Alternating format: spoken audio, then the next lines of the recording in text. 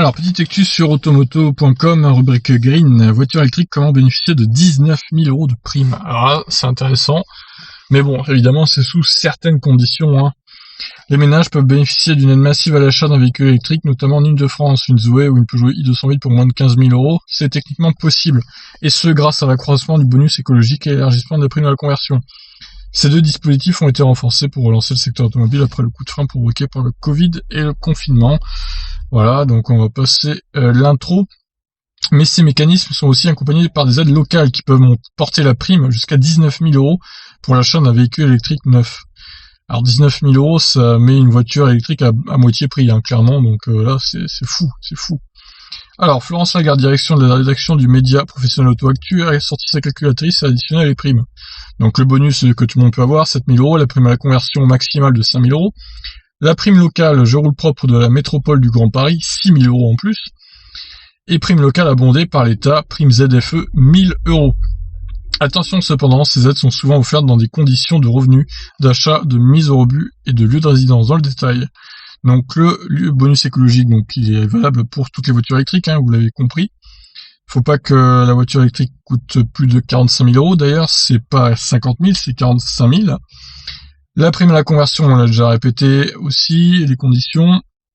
Alors la prime Je roule propre a été mise en place en 2009 par la métropole du Grand Paris, elle s'élève à 6 000 € pour un revenu fiscal inférieur à 6 300 € par part.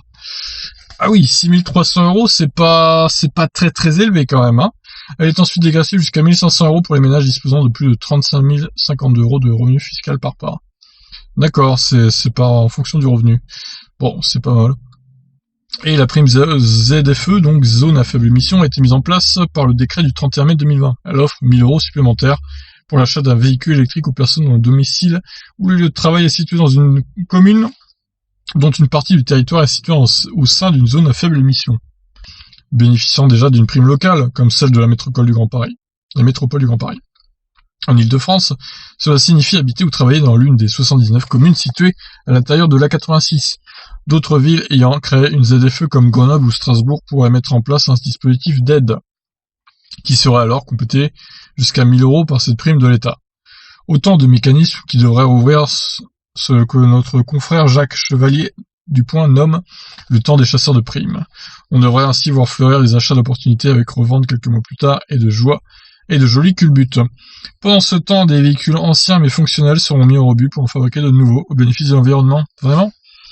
Ah, la petite phrase de fin, la question de fin, qui lance le débat. Ah ouais, on peut se demander, c'est vrai, mais bon après, les vieilles voitures concernées elles polluent quand même pas mal, donc puis certaines voitures sont vraiment des tacos roulants, hein, franchement. Donc il n'y a pas que des voitures à peu près en état qui sont concernées par cette prime à la conversion. Il y aura aussi beaucoup de poubelles roulantes qui seront virées de la circulation, et ça c'est pas plus mal.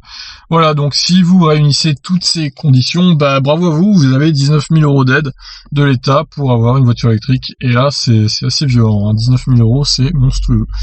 Évidemment, ça va concerner que peu de personnes, je pense. Sur ce, je vous laisse réagir. Ciao.